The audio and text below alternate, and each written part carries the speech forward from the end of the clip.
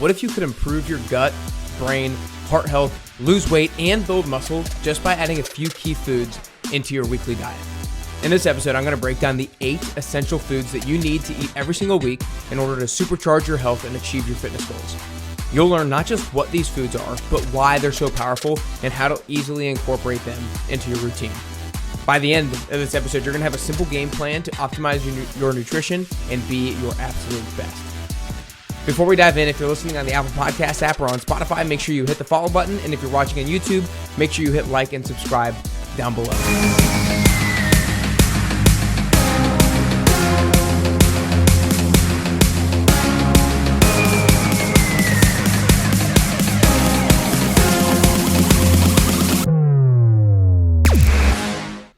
All right, you guys, I am really excited to dive into these 8 foods. And the reason why I'm giving you this list, I feel like it's very trendy and catchy for people to give you a list of things. But I also think that if you really digest these things, these 8 foods, and you write them down and you think about it, like don't just listen to the episode and move away from this. Listen to this episode and write down how you're going to add these foods into your weekly game plan. Are you going to use them for breakfast, lunch, for dinner? What days of the week are you going to attempt to get them in? And a lot of these foods are foods you've heard me talk about in the past for various reasons and are hopefully some foods that you've already integrated into your routine. But I like to think about nutrition on a lot of different levels, not just a body composition standpoint, but from a healing standpoint. And there are so many different kind of like categories of properties of food that makes for a well-rounded diet, if you will. And so I'm going to be kind of breaking those down as it comes so that I can give you the reasoning behind the 8 foods that are here today. And so some of these foods you can have for breakfast, some are lunch, some are dinner, but I really want you to make sure you write them down and know how you're going to take action on them. So I would say that the way that before I dive into the 8 now that I'm looking at them, it's not necessarily that number 1 is the most important of the 8 and number 8 is the least important. I wouldn't necessarily say that. I would say there is somewhat of an order. I would say that 1 is probably more important to get in more regularly than number 8. Somewhere in the middle, it's not like 3 is less important than 1 per se. Let me just talk about them and we'll go from there. So here we go. The first food that you want to have on a weekly basis, and I would say that you want to have this at least 2 times a week. That's what I try to get in, at least 2 times a week, if not 3 or 4 times a week. And that's wild-caught salmon. And I would say wild-caught any seafood. And the reason why is kind of like 3 different reasons. When you have wild-caught salmon in particular, at least, it's going to be a great source of protein. It's going to be a great source of omega-3 fatty acids. And it's going to be kind of like one of your only food sources of vitamin D. Now, mainly we need to get vitamin D from sunshine, but there is a little bit in fatty fish as well. But I would say the main reason why wild-caught salmon is the number 1 food on this list is because of its omega-3 profile. Now, I've done episodes in the past on omega-3s, but basically there are 3 different types of omega-3s, and one of them is ALA, and an ALA you can get in plant foods, but only DHA and EPA can you get in animal foods, and mostly that's going to be from wild-caught fish. And those 2 things, DHA and EPA, are really important for brain health and for heart health and for anti-inflammatory properties. And so I try to get in wild-caught salmon at least 2 times a week, if not 3 or 4. And then if I don't get that in a particular day, that's why I have supplements. And I'm actually going to grab one real quick. Nope, it's in the kitchen. Not going to grab it. But I have a DHA and EPA supplement that I have from Thorne. I have no relationship with Thorne, but that is something that I have every single day on which that I do not have wild-caught fish. So wild-caught salmon is my first food that I would recommend having on a weekly basis. I would say 2 or 3 times a week at minimum. The second food is going to be grass-fed beef. Now, usually for me, that comes in the form of grass-fed ground beef in bowls that I might have for lunch or dinner or something like that. And the few of the reasons why you want to have grass-fed beef on a regular basis, number 1 is because it's protein content.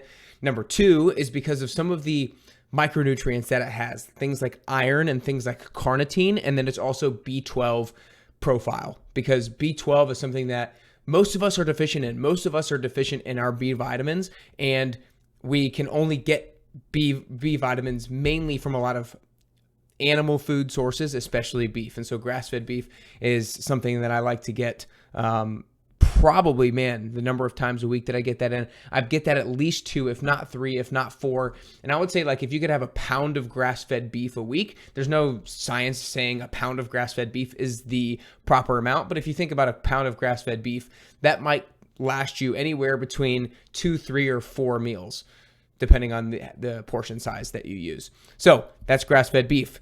Item number 3 is avocados. Avocados for basically kind of like 2 reasons. One, because it's very high in fiber. And number 2 is because it's a healthy fat. It's a monounsaturated fat, which is really good for heart health and your vascular system. So avocados, and those are so easy to get in from the standpoint of you can add them into your breakfast, your lunch, or your dinner. So adding in avocados, I would say if you could at least have 1 avocado a week, you could do half of an avocado in one meal, a quarter an avocado in another, a quarter avocado in another. So it lasts you 3 different meals. I would say anywhere from 1 to 2 avocados a week is going to be great. There's actually there's not that many studies on singular foods that provide lasting health benefits. But avocados is one of those things where I don't have a study off the top of my head or that I have pulled up or anything, but I know that there are a lot of studies that actually show the more avocados you eat, the healthier that you're going to be, and like the less likely all-cause mortality. So that's number 3. Number 4 is going to be chia seeds. And similar to avocado is chia seeds are high in fiber, and they're also a healthy fat. A healthy fat because they have omega-3 fats in them. They have the ALA, which is easier to get than the DHA and EPA, but they're a great anti-inflammatory foods. And the other thing about chia seeds is they're so easy to add in. You can add them in your breakfast, like I add them in my Greek yogurt every single morning. You can add them to salads. You can add them on top of eggs. You can add them almost on anything because they're not really flavorful. And so chia seeds is going to be something that I would recommend having. And so I would say like a tablespoon of chia seeds at least 2 times a week would be great. Again, I have almost a tablespoon of chia seeds every single morning in my yogurt bowl. But that's number 4. Number 5 is going to be broccoli. Now, if you think about vegetables as being kind of like a food group, if you will, I would say the best type of vegetable that you can get in from a health standpoint is what's called cruciferous vegetables. And the cruciferous veggie family is things like broccoli, cauliflower, Brussels sprouts, kale, and there's a few more in there as well. I like broccoli and Brussels sprouts the best of all of those, but I just chose broccoli because I think that's probably most liked by most people, and you can eat it raw or you could cook it. It's a great source of fiber, and there's a lot of other health benefits that come along with cruciferous vegetables like broccoli as well. So that's number 5, broccoli. Number 6 is going to be blueberries. The first reason, because it's fiber. Berries are the best fruit source of fiber, especially raspberries, blackberries, and blueberries, and their antioxidant properties. Antioxidants are basically foods that allow you to reduce the amount of reactive oxygen species inside of our body and reduce what's called oxidative stress. Now, if you want to do a little bit of your own research on that, that's a topic for another day, but oxidative stress is something we want to reduce inside of our body, and that is reduced by antioxidants. And we can get antioxidants from colorful foods, and blueberries being a very rich in antioxidant type food. So that's number 6. Number 7 is going to be Greek yogurt. I eat Greek yogurt every single morning now. It's something that I've started to do for probably the past year and a half, maybe 2 years or so. But I like Greek yogurt a lot for 2 different reasons. Number 1, it's high in protein. And number 2, it's a probiotic. It has live bacteria in it that populates our gut microbiome with the good, healthy bacteria. So it's high in protein. It's good for gut health. And it's just like easy. Right? You don't have to cook anything. You buy the tub, you scoop it out, and then you go. So it's very practical as well, both for breakfast and as a snack. And then my 8th and final one, there actually is going to be a bonus, so stick around for that. My 8th and final one is going to be sauerkraut. Now, this is something like full transparency. I like to be honest with you guys. Over the past probably 2 months since moving in early December to a different house, to where I am today, I haven't been as regularly adding it into my routine because my routine hasn't been routine. I've been traveling, we've had the holidays, etc. But I would say in the 3 to 4 months leading up to that, it was something that I was really focusing on, aiming to get in sauerkraut at least 1 meal a week, if not 2 or 3 meals a week. And the other thing about sauerkraut is, again, it's easy. You don't have to really cook it unless you want to, but you can scoop it out of the jar and then go. And I like to just put some chicken meatballs on sauerkraut. You can do sausage. You can do whatever. You can do a lot of different things with sauerkraut. But the reason why sauerkraut is so good is because it's a probiotic. It has live bacteria in it that helps to populate your gut microbiome to optimize your gut health. Now, before I get into the bonus one, I want to invite you guys to schedule a free call with me. I want to hop on with you and do a free 30-minute health consultation. I want to hear where you're at. I want to hear where you're at with your fitness, where you're at with nutrition, and I want to help formulate a game plan for you so that you can start acting upon it, so that you can look better, feel better, etc. So you can book a call completely free with me by going to nickcarrier.com and pick a day and time that works best for you. Again, nickcarrier.com, fill out the quick form, and we'll hop on a Zoom call. Now, the bonus food that I think you should be having every single week is extra virgin olive oil. I would say extra virgin olive oil is similar to avocados in the sense that it is a healthy fat, and in the sense that that is one of those foods that has had a lot of studies behind it and a lot of science behind it, and it's linked to decreases in all-cause mortality more so than a lot of foods that are out there. And so for extra virgin olive oil, the other thing is, like, you don't need much of it at all. You probably don't want to go too much. Like, it's hard to say because, you know, fats, liquid fats like extra virgin olive oil are, of course, high in calories. And so if you have 4 tablespoons of extra virgin olive oil, that's going to be about 64 grams of fat right there. So you wouldn't want to do that because that's going to be a lot of calories. But you would want at least half a tablespoon or 1 tablespoon anytime you use it. And I would say you want to use it about 1 time a day.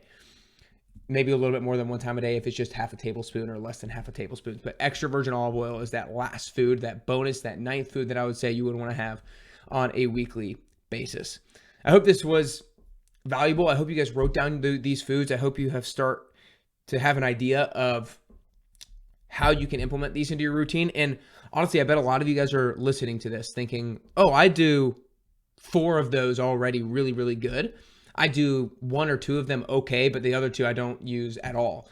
And so the way that you can move forward from this podcasting, because I want you to take action on this, is pick the couple that you do pretty good with, but not as good as you maybe feel like you should, and work on those 1 or 2 right now.